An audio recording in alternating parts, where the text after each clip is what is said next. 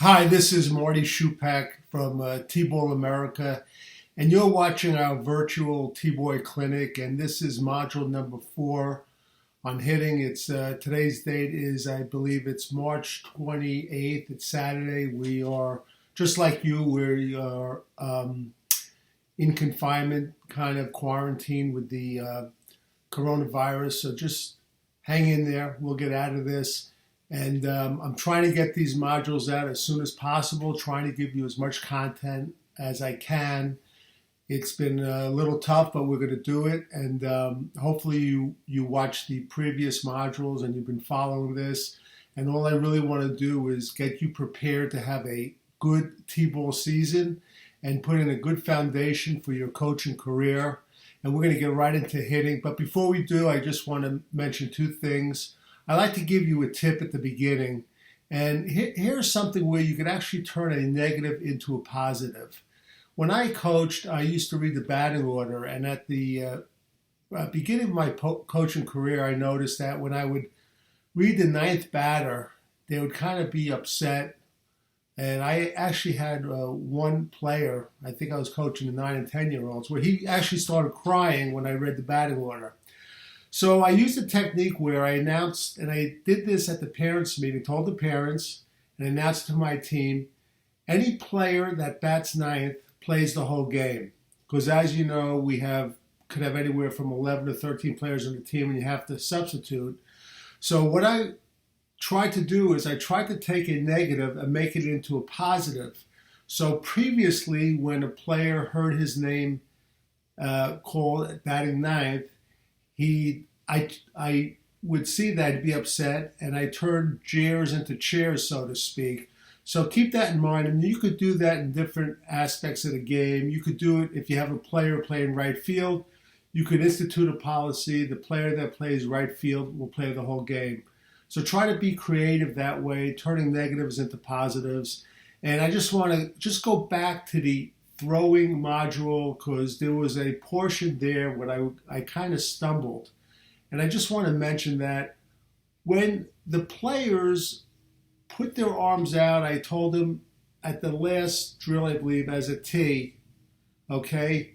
When I mentioned that the knuckles should be away from the target, if you do it, they should be away. And what that's doing is, on the next step, the player is bringing his hands to the middle, and then he's bringing it back and he's throwing it. And what the knuckles are doing, being away from the target, is you're doing that wrist flexor, and also you know he's going to bend the elbow. He's not going to throw it like a shot put. So review that picture in the last module, and you could figure it out exactly what I'm talking about, and try to do it in the mirror yourself. Okay, now as far as we're going to talk about hitting right now, and excuse my eyes because some of this I'm going to read right from what you're reading from, so bear with me. Hitting like throwing, it's a skill that young kids will develop at different progressions. Keep that in mind. Safety, always have helmets, and as you know, when there are bats lying around, it's a natural tendency for kids to just pick up a bat and start swinging. So you have to really control the amount of bats you have out. And again, I can't emphasize this enough in T-ball, you cannot have enough volunteer parents to help you out. All right? Safety is the number one goal. A lot of things can help a batter improve, but sports specificity, the activity of hitting a ball, is the best thing to do. What that's saying is, and as you move up on your coaching career, you'll go to clinics, you'll hear guys speak. They'll show you different drills and different exercises to do. But the best thing to do is actually hit the ball. All right? If you want to become a better hitter, just hit pitchers, go into a batting cage, and you want to hit the ball. Expose the kids to as many hitting drills as you can. Use creativity, and I use an example in T-ball where I have a practice where I actually take out a caution cone, which I bought at like Home Depot, And instead of having an adjustable tee, I put the ball right on top of the cone, and that's how we hit the ball that practice. Okay, here we go. We're going to go through these drills, and I'm going to go through them very, very quickly. The drills are, first of all, we have the target tape drill. And the target tape drill is all you're doing is you're wrapping different color masking tapes. Painter's tape is what I told you previously. And you're telling the player they should try to hit whatever color you call. If you call red, they swing the bat and they hit red. Now, a key is use a plastic bat because that prevents sting. And one of the things I want to mention, if you're a T-ball coach, besides the regular equipment you have, try to purchase one of these thin wiffle ball bats and also one of the big, thick red bats, the plastic bats. And that thick red plastic bat comes in very, very handy for a lot of drills. So keep that in mind. All right, so this hitting off the color tape, you put the tape close together because you're putting the players in a position to succeed. So really, whatever they're swinging at, they're aiming, they're going to succeed. So that's one drill. The next drill is the beach ball plunger drill. And this drill is for really young kids, first-time T-ball players that have a hard time hitting the ball off the batting tee. When you look at it, if you have a 4-year-old kid or a 5-year-old kid with a bat, a regular T-ball bat, hitting a ball, the ball is not that big. So what we do is you take a clean plunger, and you could buy like the small plungers from Home Depot. They're like, I think, $1.50. Turn it upside down in the batting tee, and you put a beach ball on top. You're giving the player a huge target. He will definitely hit it, and it's a great, great technique. After the beach ball, sometimes the beach ball is very light. You don't have to use a beach ball. You could use a kickball. I've used a beach ball in windy days, and it falls off the plunger. You use a progression method with some of these kids that can't hit a ball, starting with a ball the size of a beach ball, a kickball, and then you work your way down to a regular size T-ball ball or baseball. Great technique. Use the plunger. Okay. The next is the Mr. T drill, and I'm going to read this literally right as you're reading it. Use a plastic bat in this drill with a rope hanging from the end of it. You could tape a rope on it. And bat control is the challenge here at the T-ball level, and you can make this drill achievable by controlling the space between the tee and the rope. In this drill, in a general way, the T-ball players are learning to focus and control where they swing the bat. You might not want to do this drill the first day of practice, but what we're doing is we're taking a tee, we're extending a rope from a bat, we're holding it over the tee, and we're controlling the space in between the tee and the rope. And we're telling the batter, try to swing the bat and try not to hit the tee or the rope, and make sure your eyes don't veer off from where you're swinging the bat. So if you understand this, we're holding the bat out. We can control the size of the space by lifting the bat or lowering the bat. Great drill. Try it. It's a great at-home drill. And remember, some of these at-home drills that I'm showing you, there's nothing wrong with printing it out and giving it out to your parents, maybe one a week. It's a great idea. Some parents don't care, but you're going to get some parents that are going to want to do something. The next drill is the T-ball target hitting.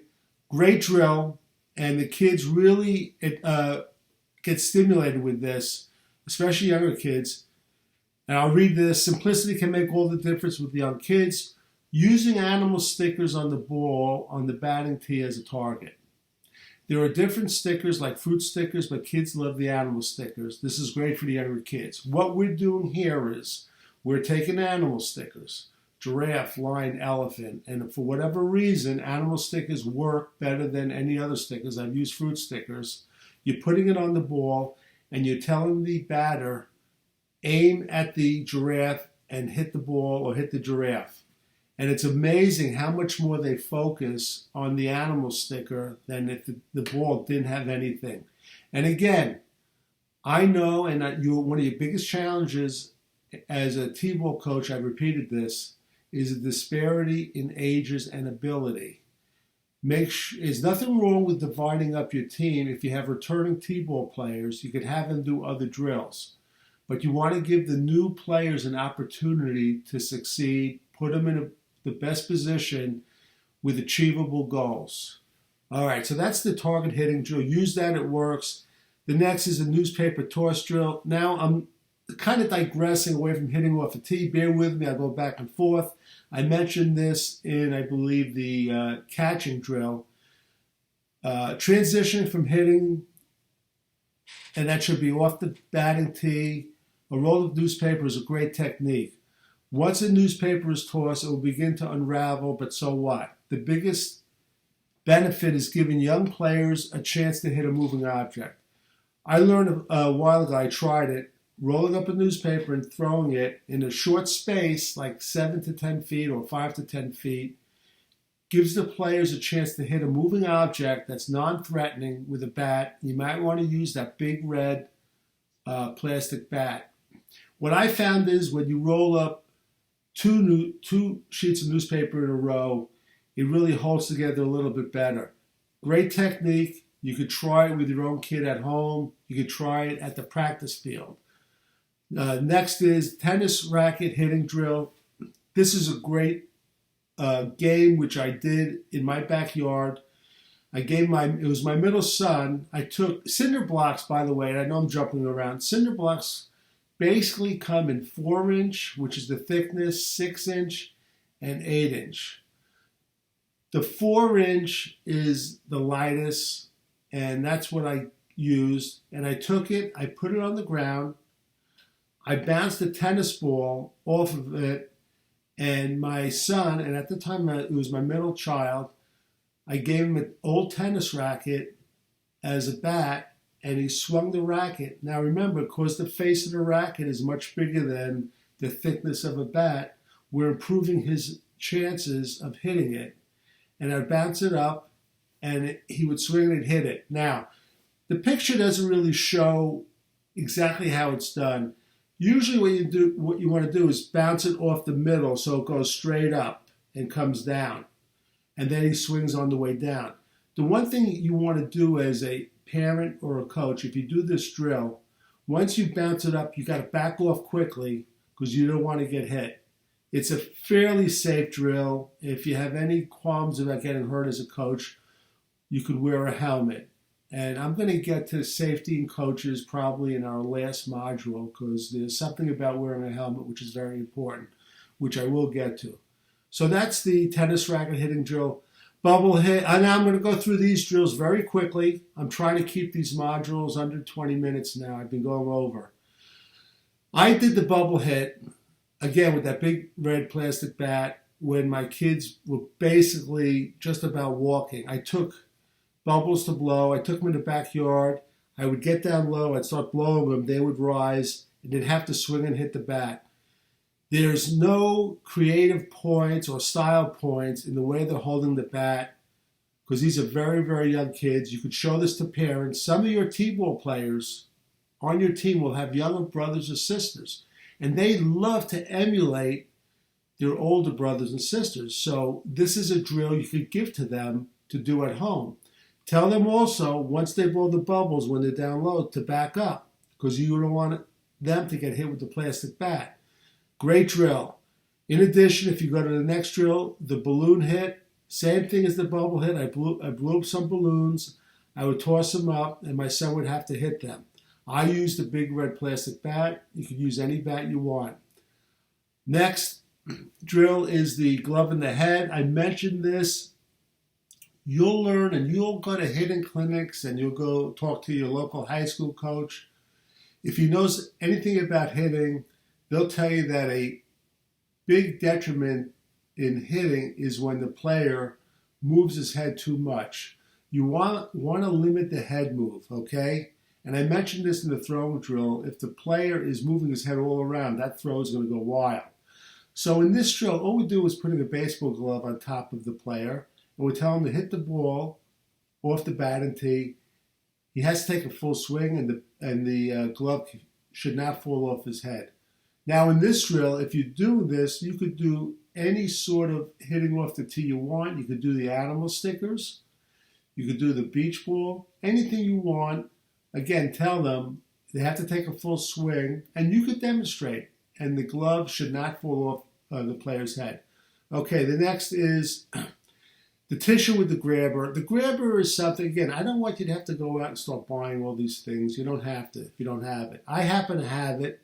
And one of the reasons I have it is in my spare time, I like to go around collecting hardballs in the woods right outside some of the local fields. I've just been doing that for years. But anyway, you can hold a rag or a tissue with the grabber, then you drop it and the player swings as it's coming down. It's another creative technique. If you have a way of enhancing this or making it better, feel free to do so. Remember, I always say there is no copyright on making kids happy. If you see a drill that I've showed or I've produced in any one of my videos or books, and you think you can make it better, by all means do. I have no problem with it. Okay. All right. The next drill here. Check this one out. Hit the water spray. We started doing this in one of our team picnics, and some of the parents came in bathing suits, including yours truly. And I had that big red plastic bat in the car, and I had my son get it. We set it up, and I had the owner of the house. I asked him if we could use the hose. We did, and I started spraying the water with the thumb, letting it go, and they had a swing at the spray, and they loved doing this. We just took turns. Of course, when they hit the spray, it's not going anywhere, but they're hitting a moving object. Rag ball toss drill. I'm going to go over what the rag ball is in the prop module, which will be later on. Just so you know, I developed what I call as a rag ball, where I went down to the home center and I bought like a 10-pound box of clean rags, and I started wrapping around 2-inch masking tape along with 1-inch masking tape. I started doing toss drills with my team. At the time, they were 9 and 10 years old. It worked great. The rag balls are basically non-threatening and they're fairly safe. If you do wrap the tape too tight and you're doing some drills against the wall, you can get bounce back and the player can get hit. So you don't want to do that. You just want to wrap it around fairly loosely. And the beauty of the rag ball is you could use them continuously and rewrap them, okay? So you stand on your knee and a player has a bat and you toss the rag balls to them. Great drill. Again, we're transitioning from hitting off the tee to hitting a moving ball. And again, I'm bouncing around back and forth. 2-tee drill. If you have enough coaches, this is very effective. Players seem to rush on this, but you have 2 separate tees and 2 coaches will put the ball on it. The player will hit into space, or if it's a soft enough ball and your league allows it, against the screen. Please be careful hitting against the screen. I always tell the story how when I first started coaching, I went down with my oldest son and a friend of his. I didn't know any better. We started hitting off the batting tee against the screen. And the bar that goes across the screen, one time my son's friend, the ball hit the bar, it hit him in the eye, and we spent the next 3 hours in the hospital. So please be careful. You could use a rag ball. You could use a soft covered tee ball, but before you do anything, you have to ask your league and the person who's in charge of the fields and equipment if they allow to use the screen as a backdrop. All right, so if you see the 2-tee hit drill, they go back and forth. The problem you're gonna have here is a lot of times the kids are rushing and they're not gonna get set. So you try to make sure they're set, but really it is a type of drill where I don't want to say encourage rushing, but rushing is okay.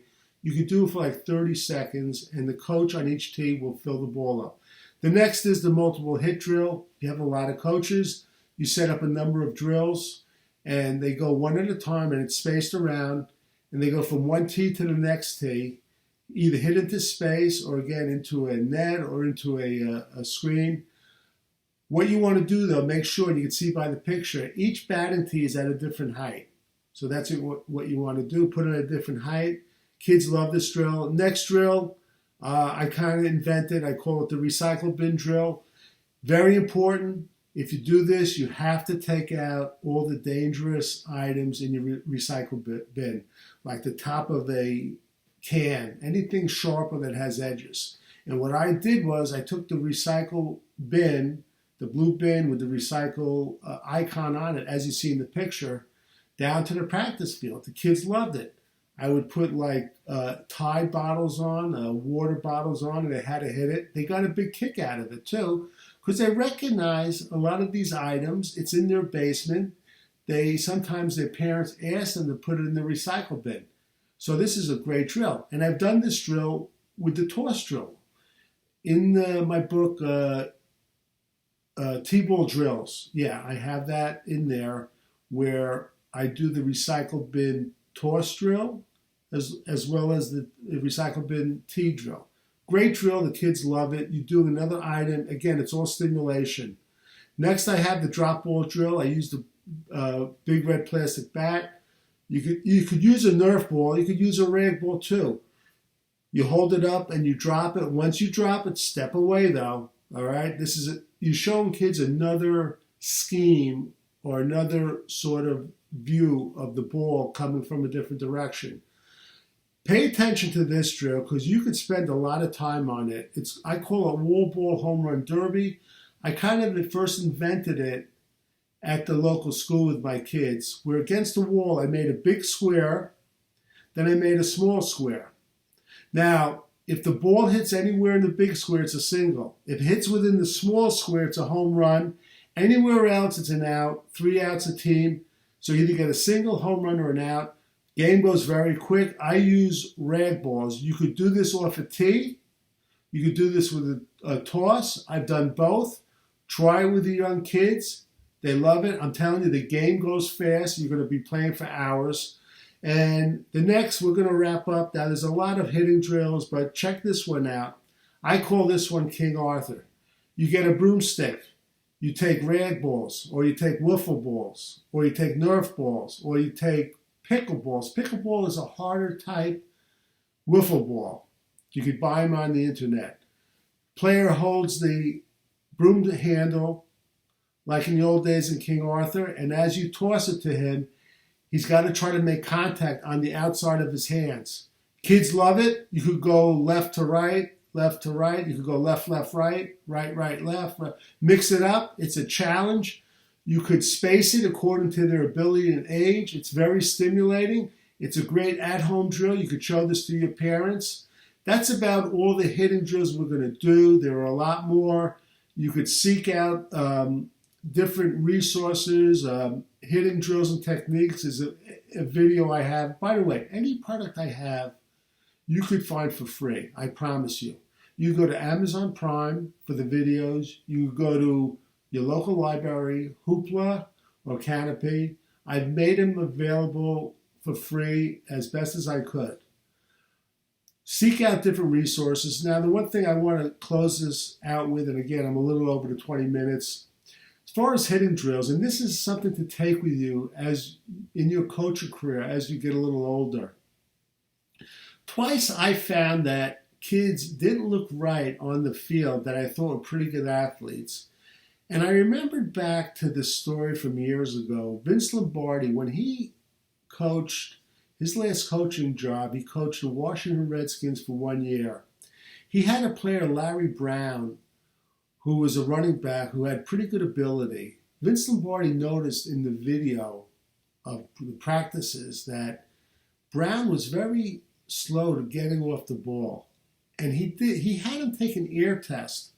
And he found that he was partially deaf, and he got permission to put like some sort of speaker in his helmet so he could hear the signals. The bottom line is that after he did that, he ended up having a very good, it was a short career, but he was an excellent runner, probably the best in the NFL for like 1 or 2 years. The reason I tell that story is when I see these players, I had a couple of players, 2 players, where I made their parents go out to get eye tests for them. They ended up getting glasses, and it sort of changed their season, and in one case, it changed his whole baseball career. When you are coaching and you could detect something, don't be afraid to ask the parents, when did your child have an eye test? When did your child have an ear test? What's even better than that, if you could do it, when you have the parents meeting on the handout, you could put something about an eye test and a hearing test, and to please let us know, we found in the past some players, their ability is stunted just because they didn't have an eye test and they didn't wear glasses when they needed it. And in one case, I had a player that I noticed at night games, he had a problem. Turns out he had, I guess it's called astigmatation or something. He ended up getting goggles, and he ended up making the All-Stars after that.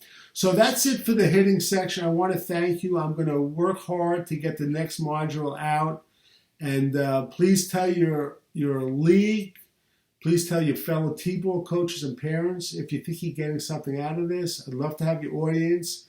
And as we're quarantined through this virus, please do the best you could and hang in there and get ready to get on the field with your players. It'll be sooner rather than later. Thank you so much. It's been Marty Schupak for T-Ball America.